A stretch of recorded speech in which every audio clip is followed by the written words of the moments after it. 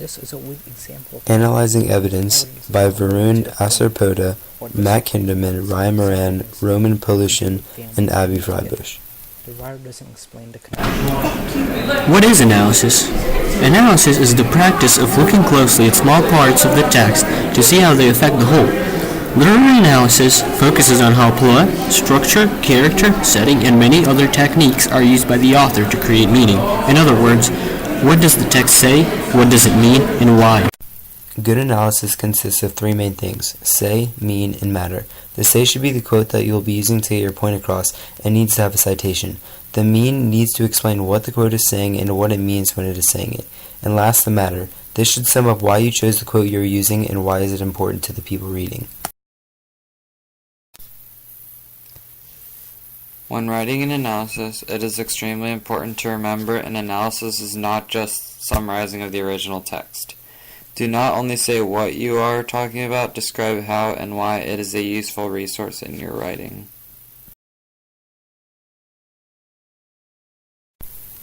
Say should be the first part of your analysis. The say needs to begin with an introductory phrase which introduces the quote to your readers and helps your writing flow much better. This could be something like "the author states" or "the author says." Next, you need an exact quote from the author followed by a citation. What does it mean? In this part of your analysis, you will explain what the quote suggests about the character. Here, you will need to interpret the text and read in between the lines. Ask yourself questions like, how do you know that? You can start by saying, this quote illustrates. Why does it matter? In this last part of your analysis, you will ask yourself questions like, so what? Why is it important? And how does the text support your claim? You can start by saying, the quote demonstrates how.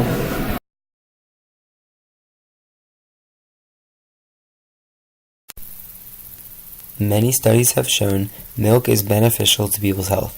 This would be an example of the say part of your analysis. Next, you need to include what this quote means and why it matters.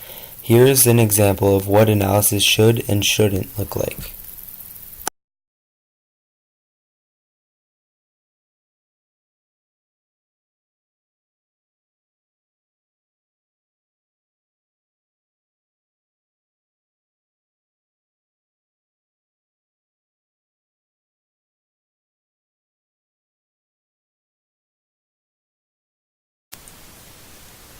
This is a weak example of evidence because the evidence is not related to the claim.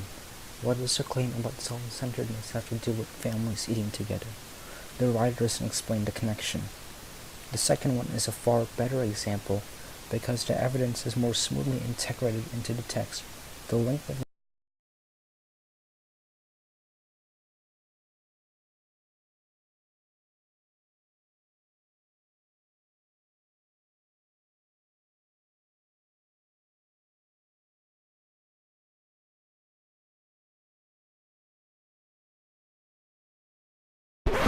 created using Powtoon.